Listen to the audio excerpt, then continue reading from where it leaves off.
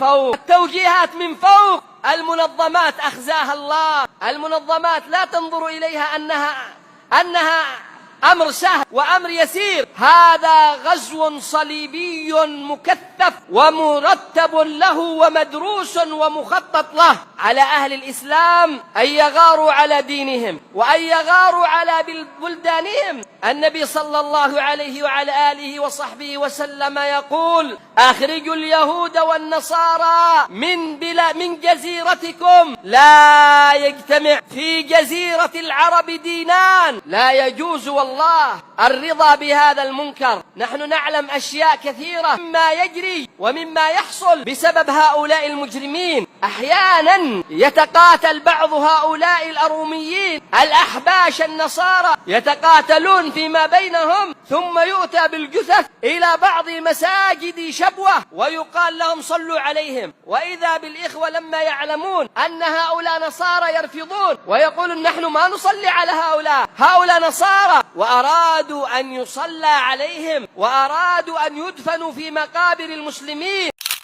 المسألة في غاية الخطورة. اليمن يمكر بها، الإسلام يمكر به، المسلمون يكاد لهم. والله لا تدري من أي شيء تئن ولا من أي وجع تتألم وتتوجع. الفكر الرافضي ينتشر ويتمدد وتدعمه هيئات دولية ويأتون بمثل هذه المسرحيات توهم الناس أنهم أعداء وهم من الصداقة والعلاقة بشكل كبير. وهكذا أيضا الدساتير والقوانين، وهكذا أيضا أمور ثم بعدها يؤتى بمثل هذا البلاء إلى غيره من الابتلاءات أو إلى غيره من المصائب التي ابتليت بها هذه الأمة. فهذه نصيحة وتوجيه عملا بقول الله تبارك وتعالى: كنتم خير أمة أخرجت للناس تأمرون بالمعروف وتنهون عن المنكر وتؤمنون بالله.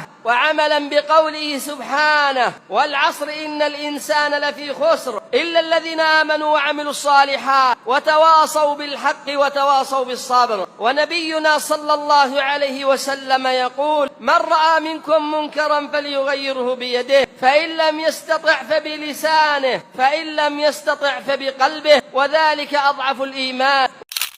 ونحن والله لا نزال في خير، وبلادنا رغم المؤامرات العالمية الكبرى لا تزال بخير. العلماء موجودون، والدعاة والناصحون والمشايخ والمعلمون والمربون، لا زلنا نملك كلمة الحق ونقدر على قولها. ها نحن نقول هذا ونحن نعلم أننا نجد آذانا مصغية ونجد أشخاصا وأعدادا كبيرة من أهل هذه البلدة امتلأت قلوبهم غيرة على دين الله وحبا وتفانيا في نصرة دين الله، من مسؤولين ومشايخ قبائل ودعاة وأناس عاديين. المجتمع لا يزال بخير، إنما يحصل تخدير لبعض الجهات أو لبعض الأشخاص بالمال والدولار والعملات الصعبة. المنظمات تصرف على كل فرد من هؤلاء النصارى أكثر من 750 دولار حتى يصل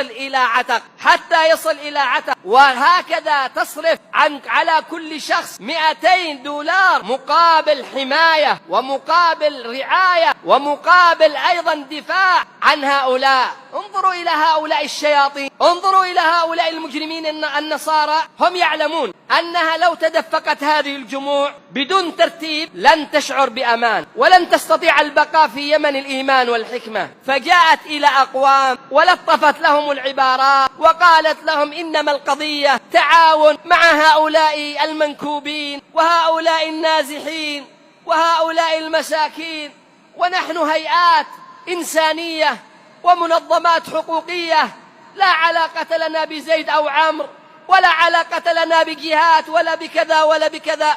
ونحن نطلب منكم أن يكون بيننا وبينكم تنسيق على أن تستقبلوا هؤلاء، ولكم منا مقابل كل شخص $200 وبهذا يحصل المقصود. فصدقهم أولئك وظنوا أن القضية إنما هي إنسانية وإنما هي كذا وكذا، لا سيما مع فتنة المال، نسأل الله السلامة. وحينئذ صار هذا النصراني يركن إلى ركن شديد، يتحدى ويتهدد، وهو يعلم أنه إذا اعتدى عليه شخص ستقوم ضده وتقوم عليه قبيلة يمنية، يقومون ويتضارب أهل اليمن ويتقاتل أهل اليمن بعضهم مع بعض وبعضهم ضد بعض. من أجل من؟ من أجل نصراني نجس كافر يكذب على الله وعلى رسوله ويزعم أن رسول الله كذاب وأن القرآن مكذوب على الله، ويتجاهر ويتجاسر على إظهار مثل هذه الأمور، وأهل اليمن يتقاتلون فيما بينهم. هذه والله من المصائب العظيمة.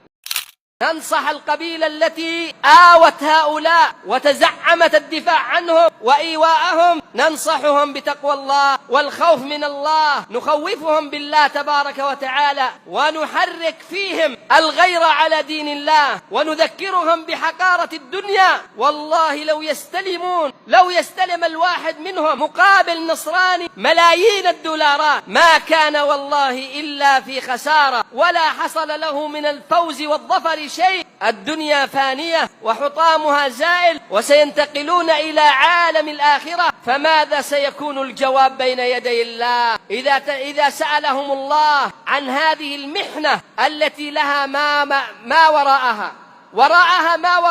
سيؤثرون على الأبناء، سيؤثرون على النساء. لا تظنون أن القضية ستبقى محصورة وأنهم محصورون بين جدران وأسوار وبعض الشقق، والله سيؤثرون، وستحصل فتنة عريضة عظيمة، وسنجد، نسأل الله ألا يكون كذلك، ربما نجد بعدها من أبناء المسلمين من يعتقد ما يعتقده هؤلاء ويدافع عنهم ويسب ديننا ونبينا وكتابنا، عياذا بالله رب العالمين تبارك وتعالى. فالمسألة في غاية الخطورة. أحمل كل من يسمع ولا سيما الدعاة إلى الله عز وجل أن يعتنوا بهذا الجانب، وأن يتحدثوا عنه في خطبهم ومحاضراتهم وعند جلوسهم مع المسؤولين والحكام، ويخوفونهم بالله تبارك وتعالى، فإن لم فأن الثمن سيكون باهظ والأمر خطير. نسأل الله أن يلطف بنا وبكم، نسأل الله أن يلطف بالإسلام والمسلمين.